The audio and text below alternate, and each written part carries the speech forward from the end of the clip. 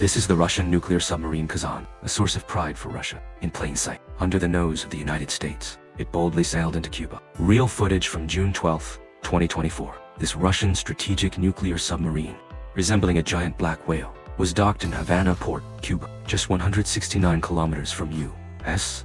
soil. This Kazan nuclear submarine is the first improved version of the Yasin-class nuclear-powered attack submarine built by Russia, equipped with hypersonic missiles, torpedo cruise missiles, and various other weapon systems. It represents the pinnacle of Russia's attack submarine design. One could even say that the purpose of building this nuclear submarine was to counterbalance the U.S. Navy. The U.S. once described this nuclear submarine as its most terrifying nightmare. Russia's nuclear submarine has now arrived in Cuba, and it seems that this time, the U.S.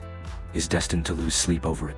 At that moment, at the Havana Port dock, a large crowd of reporters and onlookers had gathered. The Kazan submarine was boldly visible right at the U.S.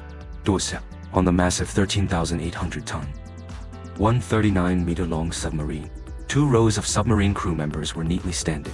Their bright orange life jackets stood out starkly against the dark backdrop of the nuclear submarine.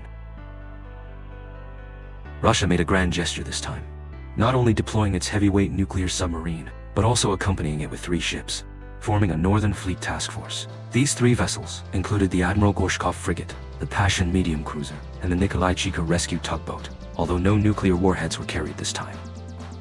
It was armed with the latest Zircon hypersonic missiles, cruise missiles, and the Kh-35 anti-ship missiles, known as aircraft carrier killers. The lineup was explosive, giving the U.S.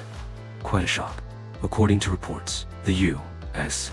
Navy deployed warships such as the USS Donald Cook, and a P-8 Poseidon reconnaissance plane to closely track the Russian fleet as it crossed the Atlantic Ocean on its way to Cuba, constantly monitoring Russia's every move in both the Atlantic and the Caribbean.